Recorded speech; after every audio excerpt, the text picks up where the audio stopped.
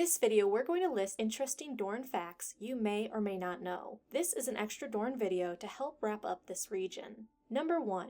King Daeron I Targaryen invaded Dorne in 157 AC and successfully held Dorne for about a summer. However, eventually the Dornish rebelled, and when Daeron I came back to Dorne to quell the rebellion, they killed him during peace negotiations. The Dornish would actually return Daeron I's body, unlike Queen Rhaenys Targaryen, whose body was never returned to the Iron Throne after she died in Dorne 147 years earlier in the First Dornish War. Daeron I's body was released by the Dornish to a market town in the Stormlands. The town was forever called the Weeping Town after this. Aegon I's crown, a Valyrian steel circlet with rubies, was also lost in Dorne when Daeron I died wearing it. The crown hasn't been seen since, and rumor has it that the Dornish still have it and plan to give it to the next Targaryen ruler. Number 2.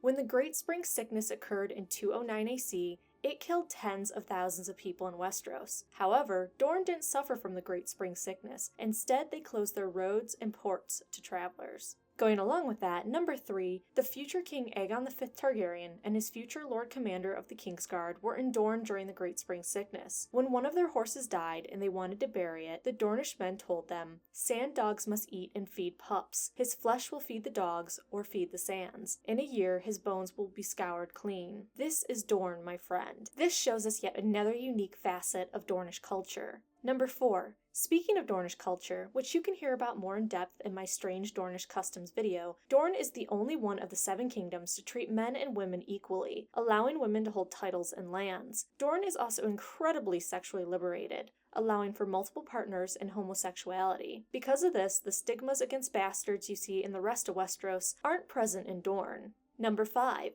Despite what the show says, there are sharks in Dorne. The seas south of Dorne are full of whirlpools, sharks, and krakens. Number 6. The Red Mountains serve as a border between the Stormlands and Dorne, and many Dornish people, known as stony Dornishmen, live in these mountains. The mountains have deep, dry valleys and sandstone cliffs, and sometimes at sunset the peaks look scarlet against the clouds. Some believe this is the reason why it's called the Red Mountains. However, it is said that the Red Mountains got its name from all the blood that has been soaked into its ground through the thousands of years of conflicts and raids.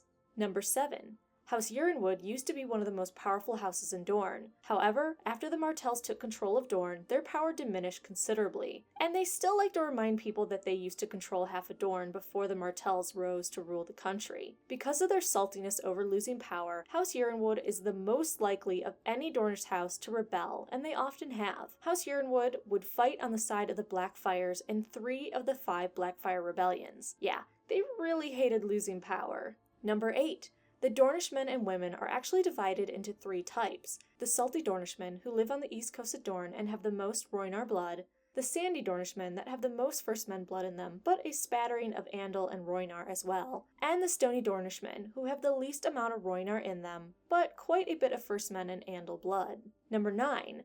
The stony Dornishmen, despite having little Rhoynish blood or customs and the most in common with the Reach, actually have a tense relationship with the Reach. A great part of this tense relationship is due to the thousands of years that the stony Dornishmen raided the fertile lands of both the Reach and the Stormlands. This long history of raiding and savagery led to the Stormlands and Reach being a little pissed when Dorne joined the rest of the 7 kingdoms under the Targaryens in 189 AC. Some people were so angry at Dorne joining them that maesters claim it was one of the reasons that led to the first Blackfyre Rebellion. Number 10. Dorne and the Vale of Arryn are the only 2 regions so far that have kept their armies and food supply intact. The other regions, being subject to crop burning by the rival enemies and feeding large armies during the War of the 5 Kings, are now short on food supply, which will most likely lead to starvation and death of many people in those regions with the coming of winter. Number 11. Though supposedly allied with the Lannisters and the Iron Throne, a lot of lords in Dorne are not very loyal to King Tommen Baratheon. This is made very apparent when some of the Dornish lords refuse to join in the toast of the current King of the Iron Throne. Number 12. Planky Town is the closest thing Dorne has to a city. However, instead of streets, there are planks,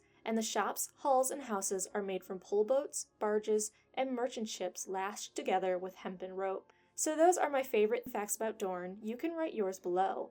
I'm trying to put out the last of the Dorne videos so we can move on to a new region. Also, the poster giveaway starts again today.